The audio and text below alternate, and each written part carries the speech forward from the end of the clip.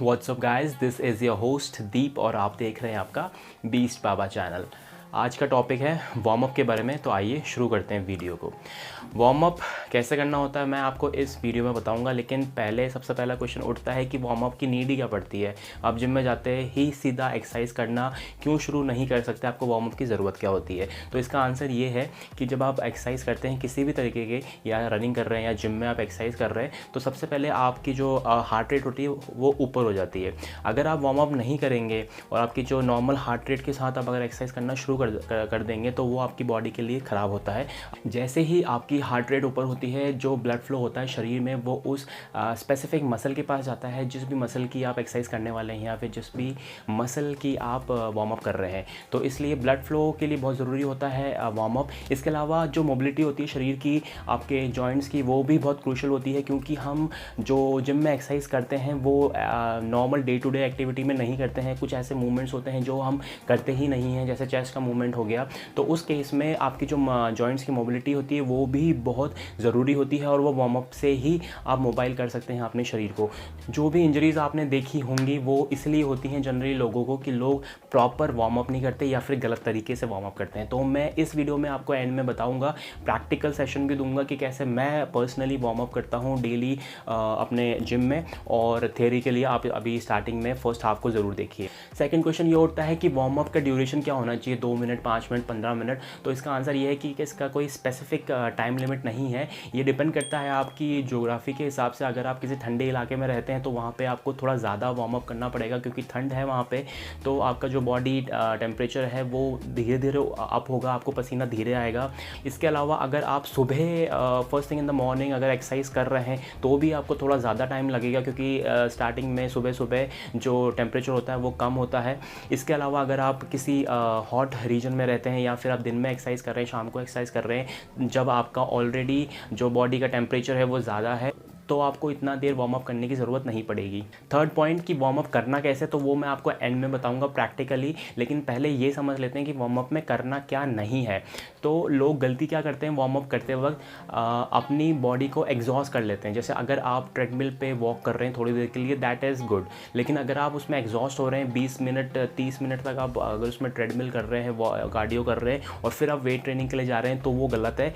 आपको ये ध्यान रखना है हमेशा वेट ट्रेनिंग पहले करनी है और कार्डियो बाद में करना है। लेकिन यहाँ तो वार्म अप की बात हो रही है। आप अगर वार्म अप में ही कार्डियो को इंक्लूड कर लेंगे तो वो गलत हो जाएगा। आपको 2 मिनट 3 मिनट अगर ब्रिस्क वॉक कर रहे हैं आप ट्रेडमिल पे, दैट इज़ ओके। लेकिन रनिंग कर रहे हैं 5 मिनट 10 मिनट 15 मिनट, वो गलत है। लोग बाग एक और गलती बहुत ज़्यादा करते हैं, वो ये कि अपनी जो एक्सरसाइज होती है उससे पहले एप्स लगा लेते हैं। जैसे अगर आप बैक लगा रहे हैं और आप बैक के साथ आपकी एप्स है, तो टाइम सेव करने के लिए, क्योंकि वार्म अप करोगे फिर आप बैक लगाओगे फिर आप एप्स लगाओगे तो ज़्यादा टाइम लग जाएगा। तो लोग क्या करते हैं, पहले एप्स लगा लेते हैं फिर बैक लगाते हैं। ये गलत है। एक्चुअली आप एप्स जब स्टार्टिंग में लगा लेंगे 10-15 मिनट, तो आपका जो मिड सेक्शन है वो इंगेज हो जाएगा, दैट इज़ वो हम सबको पता है। लेकिन जब वो ज़्यादा इंगेज हो जाता है, अगर आप 15 मिनट तक एप्स कर रहे हैं अच्छे खासे, तो आपका जो कोर है ना वो एग्जॉस्ट हो जाएगा। और जब आप एक्चुअल बैक वर्कआउट करेंगे तो आपको फील होगा कि मैंने कुछ गलत कर लिया है, वहाँ पे ज़्यादा स्ट्रेन पड़ेगा आपके बैक में। Same goes with the legs also. अगर आप एप्स पहले लगा देंगे फिर लेग्स लगाएंगे तो आपको थोड़ा अजीब सा लगेगा। इसमें इंजरी के चांसेस बहुत ज़्यादा बढ़ जाते हैं। कई लोग बोलते हैं एप्स पहले लगा लो ताकि आपकी कोर इंगेज हो जाए लेग्स लगाने से पहले, ये गलत है। एप्स हमेशा एंड में ही लगाएं, लेग्स के बाद या फिर बैक के बाद, तब आपको ज़्यादा फ़ायदा है।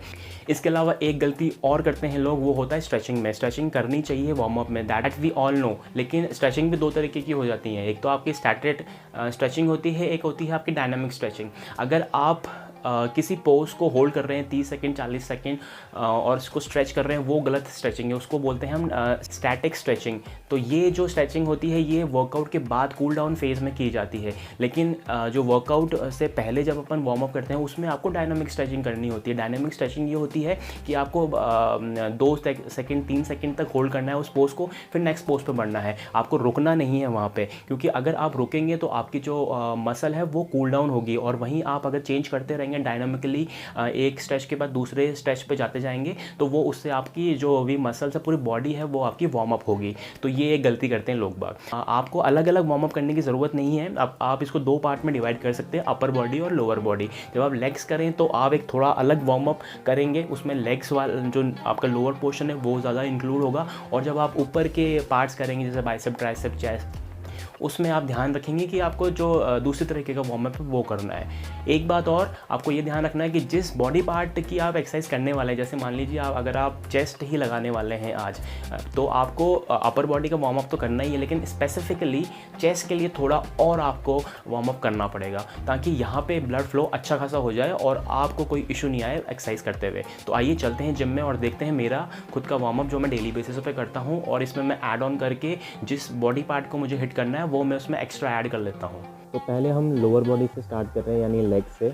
लेग लगाने से पहले आप जो ट्रेडमिल है वो कर सकते हैं, लेकिन सिर्फ 2 से 5 मिनट, और वो भी मीडियम पेस से। इससे आप एग्जॉस्ट नहीं होंगे और आपके लेग्स अच्छे खासे वार्म अप हो जाएंगे। इसके बाद आप स्ट्रेचिंग कर सकते हैं। मैं आपको यहाँ पे दिखा रहा हूँ डिफरेंट टाइप ऑफ स्ट्रेचिंग। ये सारी डायनामिक स्ट्रेचिंग है। कोई भी आप पोज देख रहे हैं, इस पर मैं होल्ड नहीं कर रहा हूँ। तो ये आपके जो लेग्स हैं इनको अच्छे से मोबाइल करेगा, आपके जो जॉइंट्स हैं उनको मोबाइल करेगा, और ताकि आपको कोई इंजरी ना हो लेग्स लगाते हुए हैवी वेट्स में।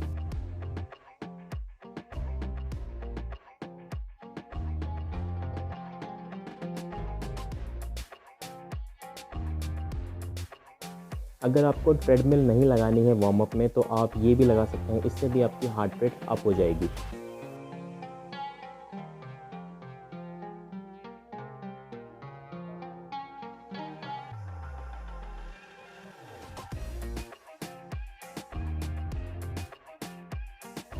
अब हम आ गए हैं अपर बॉडी वार्म अप पे, और ये सब डायनामिक स्ट्रेचेस है। इनको आप ज़रूर ट्राई करें कोई भी अपर बॉडी का पार्ट लगाने से पहले।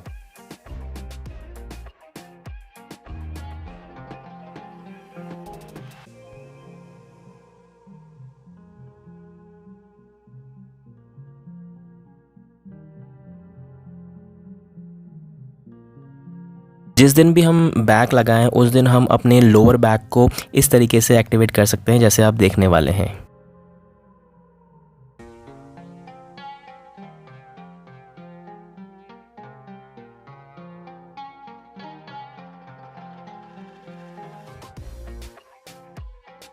और ये है मेरा डेली का रूटीन जो मैं लेग्स के अलावा हर दिन लगाता हूँ। ये रूटीन कंप्लीट करने के बाद जो भी मेरा बॉडी पार्ट है स्पेसिफिकली उसके लिए मैं 2 से 3 वार्म अप सेट लेता हूँ लाइट वेट से 10 से 15 रिपीटेशन।